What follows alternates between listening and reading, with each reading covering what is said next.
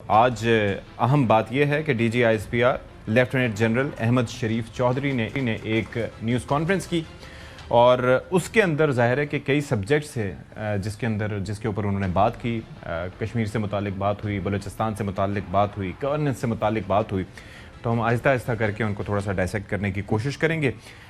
بلوچستان سے متعلق جو بات ہوئی تفصیلی طور پر اپنی نیوز کانفرنس کے پہلے حصے میں انہوں نے بلوچستان کا تذکرہ کیا, وہاں پر جاری آئی بی اوز کے حوالے سے بات کی اور بتایا کہ کس طریقے سے یہ جب انگیجمنٹس زیادہ بڑھتی ہیں, جب آپ ان کو ہنٹ کرتے ہیں تو پھر اسی صورت میں ہم دیکھتے ہیں کہ چیلنجز پہ سامنے آتے ہیں. لیکن جو دشمن ہیں, خاص طور پر ملک دشمن ہیں, وہ کس طریقے سے ٹھکانے لگ رہے ہیں, کس طریقے سے وہ انفلٹریٹ کرتے ہیں, کس طریقے سے وہ معصوم بچوں کو اپنی طرف راغب کرتے ہیں, ہنی ٹریپ کرتے ہیں, یہ سارا انہوں نے طریقہ کار بیان کیا اور اس کے تدارک کے لیے, اس کے سدباب کے لیے کیا کیا جا رہا ہے اور کس طریقے سے اس سارے مقصد کے پیچھے بھارت کار فرما ہے اور کس طریقے سے وہ اپنا ریسورسز یوز کر رہا ہے پاکستان کے خلاف, اس کا بھی انہوں نے احاطہ کیا. ایک تو منفی پروپیگنڈے کا تذکرہ کیا, ساتھ ہی یہ بھی بتا دیا کہ دہشت گردوں کو ہتھیار ڈالنے ہوں گے ورنہ ہم انہیں ختم کر دیں گے. گڈ گورننس کے حوالے سے انہوں نے کہا کہ مسائل حل نہیں ہو رہے, گڈ گورننس کے لیے کچھ کرنا ہوگا. اور پھر ساتھ یہ بھی فرمایا کہ پاکستان کی سیکیورٹی کے لیے گڈ گورننس بہت ضروری ہے اور اہم شرط ہے. ایک جملہ یہ بھی تھا کہ اچھی حکمرانی کے لیے انتظامی ریسیٹ کی ضرورت ہے تو ہو جانی چاہیے. بہرحال بلوچستان کا اگر ہم تذکرہ کریں تو وہاں پر اکثر بات ہوتی رہی ہے, اس سے پہلے بھی انہوں نے اپنی بریفنگز میں اور جو گفتگو رہی اس میں تذکرہ کیا کہ بلوچستان میں اصل مسئلہ کیا ہے. وہاں پر ایلیٹزم مسئلہ ہے, وہاں پر سردار ازم مسئلہ ہے اور ظاہر ہے کہ وہ کسی صورت میں بھی نہیں چاہتے کہ ان کے پاس سے اختیار جو ہے عام لوگوں کے پاس چلا جائے. تو کیا انہوں نے کہا, ذرا آپ کو سنواتے ہیں. اسپیسیفک ٹو بلوچستان, یہ وہ قبیلہ ہے, یہ وہ حصہ ہے اس سوسائٹی کا کہ یہ جو سٹیٹس کو ہے this must be maintained. The elites, sardars, part of them. تو سٹیٹس کو کیا ہے کہ غریب کا بچہ, نارمل سٹیزن پڑھے نا, کیوں؟ وہ میرا غلام رہے, وہ میری ملیشیا میں کلشن کو اٹھائے کیونکہ میں خواص ہوں. So they are the prime movers of this terrorism because they are afraid. The second issue is the desire for appeasement, کہ ہم دہشت گردی کروائیں گے, ہم دہشت گردی کے بارے میں بات کریں گے, ہم یہ کہیں گے کہ بلوچستان تو ہاتھ سے نکل رہا ہے, کیا ہو رہا ہے, آئے ہم سے بات کریں جس طرح آپ پہلے کرتے آ رہے تھے. نو مور. We don't want to talk to you. We'll talk with the actual stakeholder, which are the people of Balochistan. They know that the Balochistan, if rises, the whole of the Pakistan rises, the region rises. So they have a problem.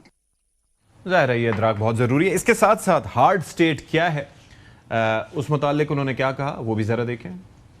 Are we a hard state? Unfortunately not. A hard state means ایک وہ ریاست جس میں آئین اور قانون سب کے لیے یکساں ہو. آئین آپ کا واضح ہے کہ ہماری سب کی بنیادی کچھ ڈیوٹیز ہیں اور وہ کیا ہے کہ we need to be loyal to the state. If we are loyal to the state, then you can talk about your rights. Field marshal Syed Asim Munir نے چند دن پہلے کی نشاندہی کرتے ہوئے نیشنل ورکشاپ بلوچستان میں بڑے واضح انداز میں بات کی. Yes, we talk about rights movement. Why don't we talk about the obligations movement? کیا یہ obligation نہیں ہے ہر شہری کی کہ ہماری پہلی اولین اور آخری آئیڈینٹی پاکستانی ہو, اپنی پنجابیت کو, پختونیت کو, بلوچیت کو, کشمیریت کو, سندھیت کو, کیونکہ ریاست ہے تو سیاست ہے, ریاست ہے تو جان ہے. اور اس کے ساتھ ساتھ انہوں نے گڈ گورننس کے حوالے سے بھی بات کی, مسائل کے حل نہ ہونے کی وجہ بھی بتائی. Good governance is key to security and stability of Pakistan. اس کے بغیر آپ کی معاملات جو ہیں وہ حل نہیں ہو سکتے. There is an agreed consensus document of national action plan جس کے 14 نکات ہیں. یہ سارے کے سارے ڈپینڈ کرتے ہیں good governance. So yes, good governance is quintessential for Pakistan. How to get that good governance, that is for the politicians and the political parties to decide. If you ask us, yes there has to be serious discussion because یہ سارے مسئلے حل نہیں ہو رہے ہیں. تو that means کہ گڈ گورننس کے لیے کچھ کرنا پڑے گا. آئی تھنک 1972 کا سینسس تھا, کچھ 6.5 یا 7 کروڑ میکسیمم آبادی تھی پاکستان کی, اس وقت 4 صوبے تھے. آج ہم 25 کے اوپر ہیں. آپ کی آبادی 3 سے 4 گنا بڑھ گئی اور وہی 4 صوبے ہیں. تو we have to see is it serving good governance. It has to be done as per the will of the people of Pakistan. We also as part of the people of Pakistan all desire good governance, and if that good governance requires an administrative reset, then let that be happen. If that good governance requires a changes, then let that be happen. But it has to be done through the constitutional method, through the legal method, through the political representatives, but surely as per the will of the people of Pakistan.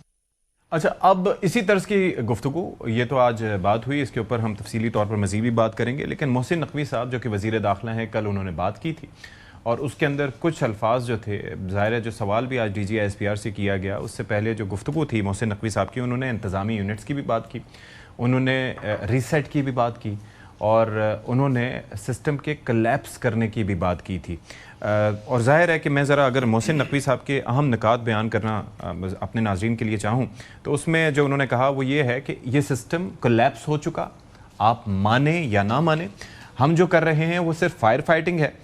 Us system کے تحت عام آدمی ہم تک نہیں پہنچ پاتا، انصاف کے لیے لوگوں کو 10-10 گھنٹے سفر کرنا پڑتا ہے، نئے صوبے نئی لیڈرشپ نہیں آئے گی تو جمود نہیں ٹوٹے گا، اور انتظامی صوبوں کے معاملے کو عوامی سطح پر لے کر جانا پڑے گا. نوجوان آپ سے سٹائپنڈ یا لیپ ٹاپ نہیں مانگ رہے، نوجوان نظام کی درستگی، نوکری، انصاف، میرٹ چاہتے ہیں جو ہم نہیں دے پا رہے. نوجوانوں کے اکٹھا ہونے سے پہلے ہمیں کچھ کرنا ہوگا. ہم پبلک پریشر کا انتظار کیوں کر رہے ہیں؟ آپ کا قرض ہر سال بڑھتا جا رہا ہے، ہم قرض اور لیں گے مگر اسے ٹھیک نہیں کریں گے. ٹھیک ہم نے ہی کرنا ہے مگر ٹھیک نہیں کر رہے. تمام سیاسی جماعتوں کو ایک کمرے میں بیٹھنا ہوگا، چاہے ایک دن، ایک ماہ، ایک سال بیٹھیں، جب تک یہ مل کر نہیں بیٹھیں گے یہ ملک اسی حال میں چلے گا. شہباز شریف 14 گھنٹے کام کرتے ہیں، 18 گھنٹے بھی کام کر لیں، ہم صرف فائر فائٹنگ کر رہے ہیں اور کچھ نہیں. پاور اور فائنینشل ماڈل نچلی سطح پر لے کر جانا پڑے گا. تمام سیاسی جماعتیں اختلافات بھلا کر اکٹھے نظام کی بنیادی چیزیں ریسیٹ کریں. اور اگر ذرا سا ان کی گفتگو محسن نقوی صاحب کی سنوا بھی تو وہ بھی دکھا دیجیے گا پلیز. آپ کو ایڈمنسٹریٹو یونٹس، صوبے، اس کو جو مرضی نام دے دیں، اس کو لے کے جانا پڑے گا عوام کی سطح پر. وہ جب تک آپ کے یونٹس نہیں بنیں گے اور یونٹس بن کے وہ اونرشپ نہیں لیں گے اور نئی لیڈرشپ نہیں آئے گی، یہ کام نہیں ہوگا. ہمیں یہ جو پاور ہے، یہ جو ہمیں فائنینشیل ماڈل ہے، یہ ہمیں نچلے لیول پہ لے کے جانا پڑے گا. چاہے کوئی بھی لیول ہو، یہ پولیٹیشنز ڈیسائیڈ کریں، پولیٹیکل پارٹیز ڈیسائیڈ کریں، مل کے ڈیسائیڈ کریں، یونینیمسلی ڈیسائیڈ کریں، لیکن یہ آپ کو نیچے لے کے جانا پڑے گا ماڈل. ادروائز اس کا حل ہمارے پاس نہیں ہے. ہم کیوں اس دن کا انتظار کر رہے ہیں جس دن ہم پبلک پریشر میں آ کے یہ کریں.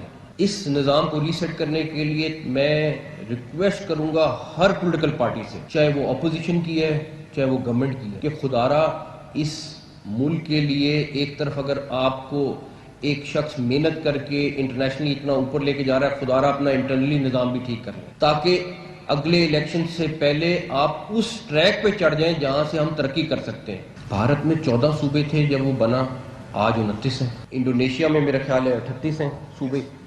تو ان کو جو مرضی نام دے دیں. میں کہتا ہوں پولیٹیشین جس طرح چاہیں اس طرح کر دیں.